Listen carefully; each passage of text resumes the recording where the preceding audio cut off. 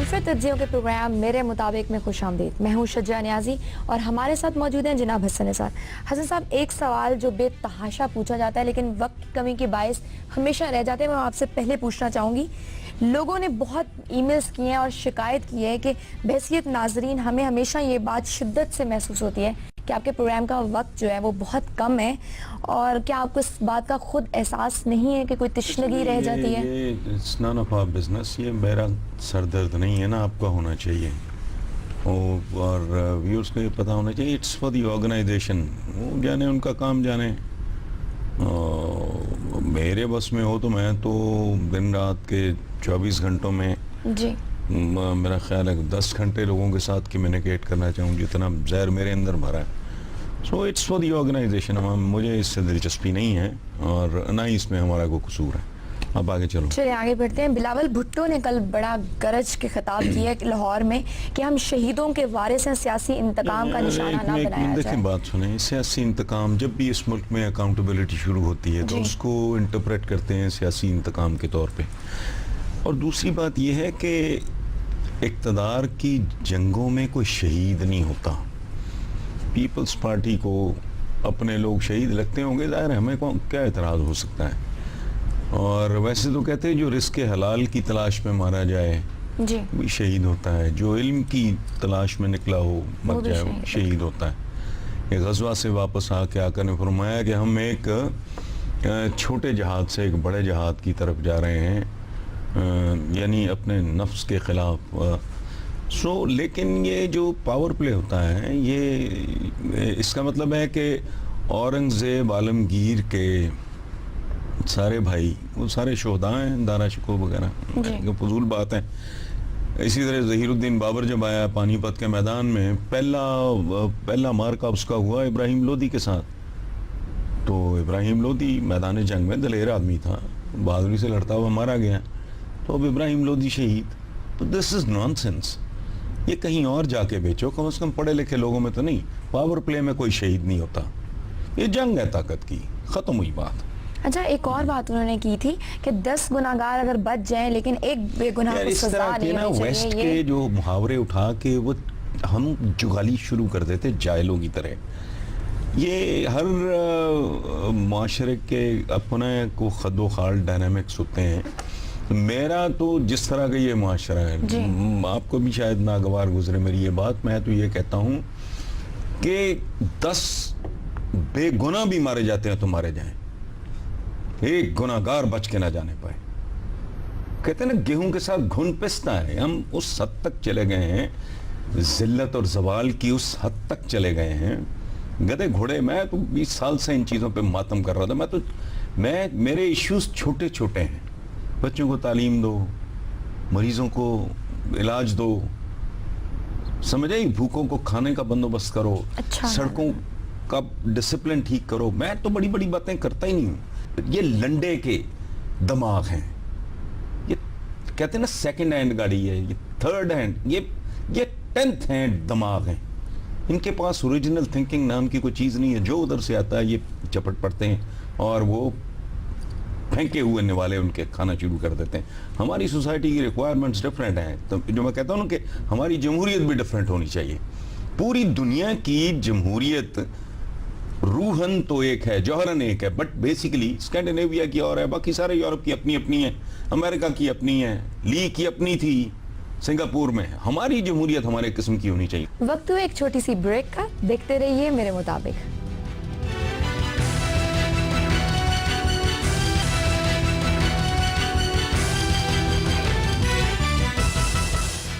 मेरे मुताबिक में एक बार फिर खुश आमदीद। जी हसन निसार साहब, यहाँ तक बिलावल का ताल्लुक, सच्ची बात है, मुझे देख के ना तरस भी आता है, दुख भी होता है। उसको पता नहीं को बताने वाला समझाने वाला कोई, वो चीखता रहता है हर वक्त। तो अपनी एज के मुताबिक बिहेव करना चाहिए, मुंह देख के बात करनी चाहिए। अगली बात यह है कि ये हमारे अल्लाह गरीक रहमत करे, मुनीर नियाज़ी साहब ने किसी के बारे में कमेंट किया था जी, कोई बोना टाइप आदमी होगा, ज़िन्नी बोना, बड़ी बड़ी बातें कर रहा था। तो मुनीर नियाज़ी साहब ने कहा कि ये स्कूटर है जिसको ट्रक का हॉर्न लगा हुआ है। बिलावल 650 सीसी की गाड़ी है जो रोल्स रॉयस की तरह बिहेव करना। जी और अब भी मैं देख रहा हूँ ये पंजाब आए हैं, इन्होंने ये किया है वो किया है, क्या कुछ भी नहीं किया। ये पीपल्स पार्टी, मैं काफ़ी देर पहले लिख चुका हूँ कि ये पीपल्स पार्टी मरहूमा मखबूरा है, लेकिन कुछ कब्रें होती हैं। आमतौर पर मुहावरा है कि कफन के साथ जेब नहीं होती, ठीक है, खाली आजाद नहीं, कुछ कब्रें हैं जिनके साथ जेबें होती हैं। ये गौर करना, ये बड़ा गलत उलाम है हमारे कि कफन के साथ जेब नहीं होती। नहीं, ये जितने मुजावर बैठे हैं जी, वो भले रूहानी लोगों की कब्रों के हों या सियासी लोगों की कब्रों, उनके साथ जेबें लगी हुई हैं। उन जेबों में सोना भी पड़ता है, नकदी भी पड़ती है, वोट भी पड़ते हैं। सो उस हद तक ठीक है, ये क्रॉल करते रहेंगे, ऑल्सो रैंड टाइप, लेकिन वो जो एक पीरियड था वो गुजर चुका है। तो इसलिए बिलावल को चाहिए। अच्छा, फिर अल्फाज की बेहुरमती हमारे यहाँ बहुत होती है। एक जाहिल मुतलक है, उसको कह देंगे ये आलम है। आलम बहुत बड़ा लफ्ज़ है, आलम को हो ही नहीं सकता। मेरी कमर के पीछे तिल मुझे कोई और बताएगा। मेरी औकात इतनी है, इतनी उम्र और इतना पढ़ने के बावजूद मेरी औकात इतनी है कि मेरी अपनी जब मेडिकल रिपोर्ट टेस्ट की रिपोर्ट्स आती हैं तो मुझे डॉक्टर से पूछना पड़ता है। हालांकि जिस्म मेरा, मसाइल मेरे, रिपोर्ट मेरी, पे मैंने किया, पूछना किसी और से पड़ता है कि हुजूर मेरा लिवर कैसे फंक्शन कर रहा है, मेरे हार्ट का क्या हाल है, मेरा कोलेस्ट्रॉल किधर जा रहा है। ये तो इंसान की औकात है। ये मुंह उठा के जाहिल मुतलक को कह देते हैं आलम है। अच्छा, 3 मरले, 2 मरले, 10 मरले, 1 कनाल का खुड्डा होता है, खुड्डा, जी, ठीक है, जिसके अंदर जानवरों की तरह बच्चों को ठोसा होता है। बाहर क्या लिखा हो, दारुल उलूम, यानी दुनिया की जो अजीम तरीन यूनिवर्सिटीज हैं, जिन्होंने बेहतरीन दिमाग पैदा किए हैं, आलीशान लोग पैदा किए हैं, इस तरह क्लेम वो नहीं करते कि ये उलूम का घर है। माने तो हम मारते गपें। इसी तरह जब हम कहते हैं ना सियासतदान, सियासी जमात, तो ना ये सियासतदान है, ये सारे मुहिमजू हैं, वारदाती है। हत्ता कि हमारे यहाँ ये काम इतना गंदा हो गया है कि हमारी ख़वातीन भी इसमें आती हैं तो वो भी ढटाई की इंतहा कर देती हैं। मुझे एक लड़की परवेज़ मुशर्रफ साहब की कैबिनेट में खातून मुझे बड़ी अच्छी लगती थी, वो उम्र कर दी मैंने, इतनी ढटाई से उसने टर्न कोट बन के वो परवेज़ मुशर्रफ साहब के जो हरीफ उनके साथ, यानी कोई शर्म। अब एक तल्लुक रहा है तो चलो, अगर आपने उसको छोड़ना ही है तो किसी न्यूट्रल बंदे की तरफ चले जाओ, लेकिन नहीं, हमारे यहाँ ना ये जमहूरियत है, लेकिन हम इस्तेमाल इस गंदगी के लिए जमहूरियत का लफ्ज़ इस्तेमाल करते हैं। हम मुहिमजू, जेब कुतरों, ठग्गों के लिए हम सियासतदान जैसा मोतबर लफ्ज़ इस्तेमाल करते हैं। सो बिलावल लगा हुआ है, बस जितनी अकल समझ आए उसके मुताबिक ठीक। जी हसन साहब, एक इंटरेस्टिंग ईमेल आई है, दिल और दिमाग में रिश्ता क्या है, लेकिन इस बारे में हम बात करेंगे एक छोटी सी ब्रेक के बाद। देखते रहिए मेरे मुताबिक।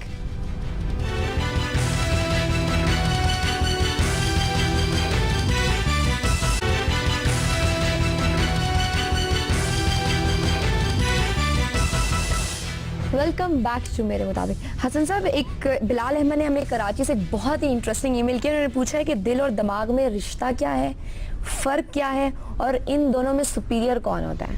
अच्छा, सुपीरियर का तो ये है, देख लें आप, पहले क्या कहानी क्या शुरू होती है। रहम मादर में जब बच्चा बाकायदा ज़िंदगी का आगाज़ करता है तो वो लम्हा होता है जब खालिक व मालिक जो है वो हार्ट को पहली बीट मिलती है ना, करंट मिलता है जी, दिल बनता है ना बच्चे का माँ के रहम मादर में, तो दिल बनता है और फिर उसको पहली बीट जब मिलती है, द रेस्ट फॉलोज। इसलिए लोग सियाने कहते हैं, लोग तो नहीं, कि जब लोगों को आप दूसरों को हैंडल करो, खुद को हैंडल करो तो दिमाग इस्तेमाल करो, खुद को हैंडल करते हो। जब लोगों को हैंडल करो तो फिर अपना दिल इस्तेमाल करो, ठीक है। सूफिया हमारे उलमा का तो छोड़ो, ये तो मैं उनकी मुझे कुछ समझ नहीं आती ज़्यादा। सूफी शायर हमारा कहता है मस्जिद टा दे, मंदिर टा दे जो कुछ टहंदा, देख किसे दा दिल ना टावी, रब दिलां विच रहिंदा। سو سمجھ آ گئی اسپرٹ. اچھا ایک اور ہے کہ دنیا کے عظیم ترین شاہکار جو ہیں وہ بھلے تاج محل ہو, وہ مونا لیزا ہو, وہ کوئی اور عجوبہ ہو, اہرام مصر کا ہو, یا ایون آئیفل ٹاور ہو, یہ تب جنم لیتا ہے جب دل اور دماغ ملتے ہیں نا, تو پھر شاہکار جنم لیتا ہے. پھر شیکسپیئر کے کام پر ٹھیک ہے جنم, پھر غالب کی شاعری سامنے آتی ہے, پھر ایڈیسن کی بجلی بنتی ہے, پھر فورڈ کی موٹر ڈیٹرائٹ کی سڑکوں پہ اترتی ہے. جب پیشن اور وہ ایک خاص طرح کا جو بھی آپ کا پروفیشن ہے, وہ جب پیشن اور پروفیشن جب ملتے ہیں نا, تو پھر سبحان اللہ شاہکار جنم لیتے ہیں. جب خالق نے آپ کو میشر کرنا ہے نا, تو جو ٹیپ وہ استعمال کرے گا, وہ ٹیپ آپ کے دماغ کے نہیں, دل کے گرد. اور ایک آخری بات پہ آپ سن لیں کہ لوگ جو ہیں وہ آپ کی انٹینشنز نہیں دیکھتے, بالکل وہ آپ کے ایکشنز دیکھتے ہیں. ٹھیک ہے, سو یہ کس طرح کا ملا جلا بہت اچھے ویری انٹرسٹنگ کوسچن. ایکسپلین کیا. مجھے اس طرح کے سوالوں کا, یہ سیاسی گند بلا جو ہے نا, اس سے زیادہ اس طرح کے انٹلیکچوئل بلکہ ہمارے ویورز کو چاہیے کہ اس طرح کی بات کیا کریں. جی آگے بڑھتے ہیں. پیپلز پارٹی اور مسلم لیگ نون والے چاہتے ہیں کہ ضرب عضب صرف دہشت گردی کے خلاف ہو. سبحان اللہ جی, بالکل ٹھیک ہے. واقعی یہ ضرب عضب جو ہے جی یہ it should be restricted to دہشت گردی, لیکن دہشت گردی کی ڈیفینیشن جو ہے اس پہ ذرا توجہ دی. دیکھیں جو ہوتی ہے نا خودکش جیکٹ کی, راکٹ لانچر کی, یا یہ کیا کلاشنکوف وغیرہ, یا اس طرح کی جو ہتھیاروں کی دہشت گردی ہے یوں کہہ لیں, اس میں تو انسٹنٹ ڈیتھ ہوتی ہے نا, ایک مر گیا یا 100 مر گیا یا 500 مر گئے. ٹھیک, جب کوئی ملک لوٹتا ہے تو وہ اس ملک کو بے دردی سے مارتا ہے. وہ کیسے؟ وہ سلو پوائزننگ ہے, وہ اس سے بھی زیادہ خطرناک ہے. اور میں دیانتداری سے میں عرض کرتا ہوں کہ یہ دہشت گردی ہی کی بدترین فارم ہے. فرق کیا ہے؟ ایک تو یہ ہے نا کہ آپ نے اسٹریٹ میرے ماتھے پہ ادھر مارا فائر, جی ٹھیک ہے, اور it took me a few seconds probably, not even a few seconds, مجھے نہیں پتا, کہ ڈاکٹر بہتر بتا سکتا ہے. ٹھیک, یہ ہارٹ پہ آپ کے. ایک یہ ہے کہ آپ کسی کو روز اس کی ایک بوٹی نوچنی شروع کر دیں, جسے اردو میں کہتے ہیں تل تل مارنا. سو اس ملک کے ساتھ جو اقتصادی دہشت گردی ہو رہی ہے, میں تو پہلے کہہ چکا ہوں کہ میرے کان ترس گئے ہیں. میں سیلیبریٹ کروں گا جس دن مجھے کوئی کروڑوں کا سکینڈل نظر آئے گا. یہ نوچ رہے ہیں اس ملک کو. سو دہشت محدود تو ضرب عضب کو دہشت گردی تک ہی رہنا چاہیے, لیکن دہشت گردی کو ری ڈیفائن کرنا چاہیے. چلیں, اچھا لوگوں نے کہا ہے کہ سپریم کورٹ کا اتنا ویل ریپیوٹیڈ سابق چیف جسٹس جواد ایس خواجہ نے جب یہ کہا کہ نظام کی تباہی کے ذمہ دار جج, وکیل اور حکومت ہے, تو اس ملک کا مستقبل کیا ہونے والا ہے حسن صاحب؟ دیکھیں, جج, وکیل اور حکومت کے علاوہ جی باقی رہ کیا جاتا ہے. ٹھیک ہے, اور اب چونکہ جواد خواجہ ریٹائر ہو چکے ہیں تو میرا پرابلم ہے, میرا دل کرتا ہے کچھ لوگوں کو ایڈمائر کرنے کو, لیکن وہ چونکہ کسی منصب پہ ہوتے ہیں تو اس لیے مجھے وہ زیب نہیں دیتا, میں آئی ڈونٹ ریلی. لیکن اب چونکہ وہ فارغ ہیں تو وہ ایک صوفی ہے. جواد ایس خواجہ, میں ان کو جانتا نہیں, میری ان سے کوئی ملاقات نہیں ہے, لیکن ایک انڈائریکٹ تعلق میرا بہت گہرا ہے. وہ ایک صوفی آدمی ہے, اس ایک اتنا بڑا سچ بول گیا ہے جو پورے قوم کے منہ پہ تھپڑ کی مانند ہے. یہ جو ہمارے یہاں محاورہ ہے نا, خدا معاف کرے, جی کہ جو وکیل کی کرنا جج ہی کر لو, یہ چلتا ہے, جی ہے تو بہت تکلیف دہ, بہت اذیتناک, ویری انسلٹنگ, اور اٹس اے ریئلٹی. تو اس ملک کو کا ہر شعبے کا یہی حال ہے.